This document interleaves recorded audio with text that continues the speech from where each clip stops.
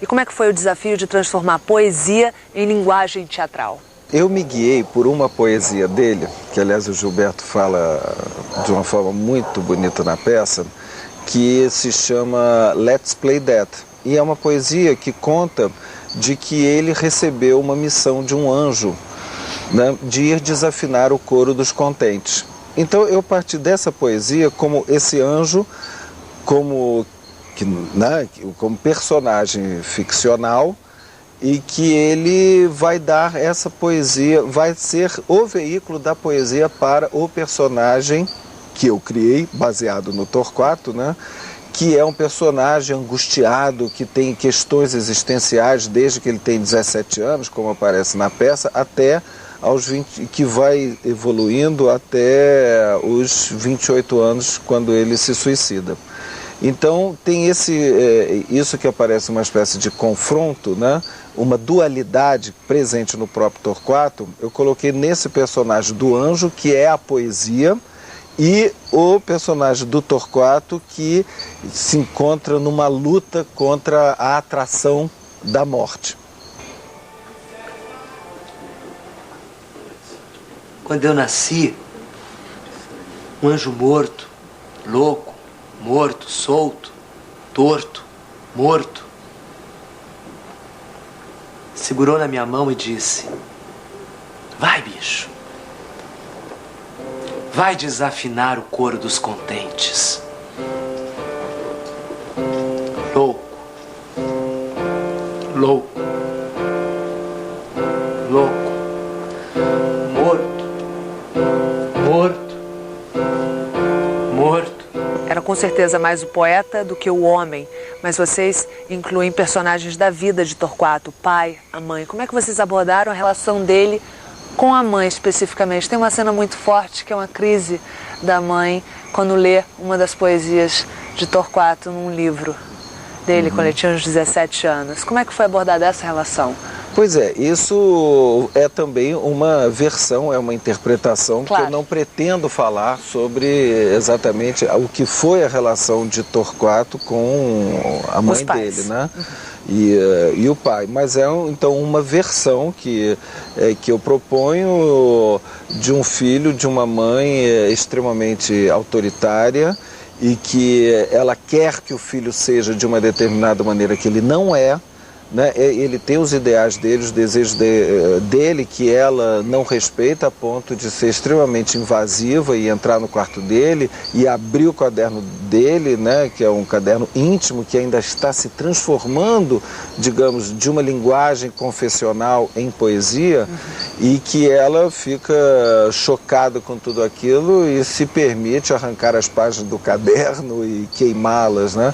Quer dizer, uma mãe que não leva em consideração, né, o seu filho como um sujeito do desejo, um sujeito de direito, que tenha realmente as suas opções. Então foi essa mãe que eu coloquei como se fosse uma mãe, assim, dentro de uma família matriarcal, em que ela manda, ordena e que ela sabe o que é bom para ele.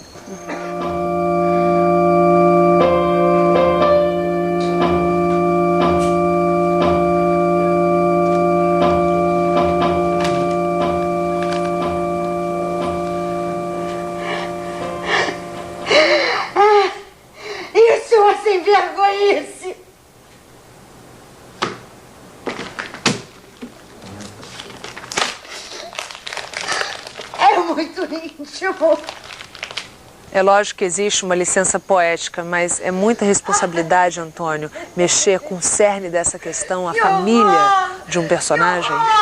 É claro que é uma responsabilidade, né? Mas eu vou dizer uma coisa, isso não está muito longe não só do que a gente vê na realidade, como também do que a minha clínica psicanalítica me ensina, né?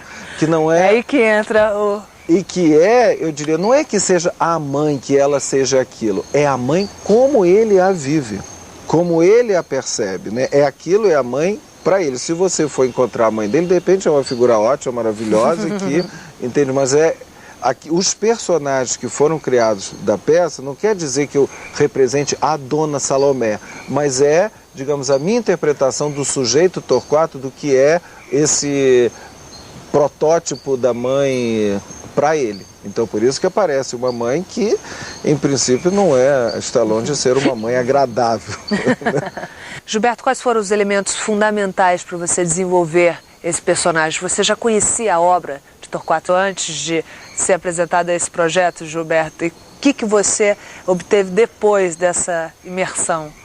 Eu acho assim, eu não conhecia profundamente, mas eu fiquei percebendo como ela está inserida toda na minha vida, assim, né? Como que forma, isso foi uma trilha sonora, algumas palavras, algumas frases, só quero saber do que pode dar certo, né?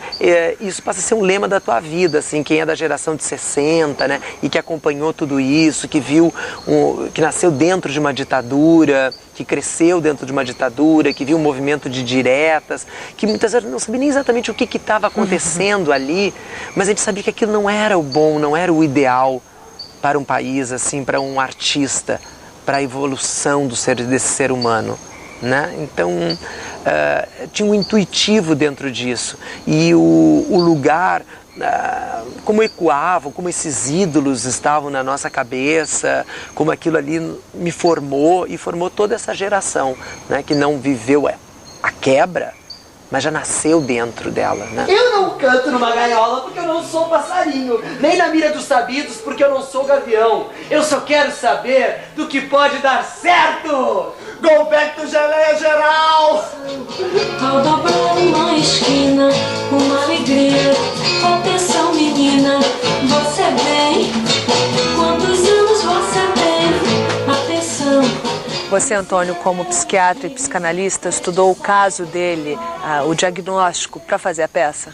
Eu prefiro me abster de dar o diagnóstico dele. Porque o que me interessa mais é o que ele fala, entende, como poeta, o que ele traz como novidade, não só a nível do conteúdo e de um certo saber trágico, podemos dizer, que ele traz, dessa melancolia que ele próprio diz, né? E ele consegue tematizar, entende, aquilo que a maioria dos depressivos e melancólicos não conseguem. Né? Tanto que ele tem aquela letra Adeus, vou para não voltar, né? Que é dele também, né? Ele vem trazendo o tema da morte constantemente na vida dele. O processo criativo dele aguçava em épocas de crise, em que ele estava internado ou não? Era quando, na verdade, nós não temos dados essa riqueza para de detalhes. Isso. Mas na minha versão, eu insisto que é uma versão, na peça, né? Porque eu não posso falar, claro, entende? Não só, claro, se fosse meu paciente eu não diria. Por né? Por questão óbvias de sigilo profissional, como também não me arvoro a ficar dando diagnóstico a uma pessoa que nem conheci, nem acho isso legal. E agora, o que eu posso dizer, assim, dentro da minha versão, que não tem pretensões que ela corresponda à realidade, né? No momento em que há a ditadura militar, que há o AI-5 e que há uma certa destruição ambiente e ele não tem mais aonde recorrer, né? A partir daí ele vai, né, se internar no hospital psiquiátrico. E quando o anjo, que é esse personagem que representa a poesia, morre, né, ele sente que o repertório dele entrou em falência.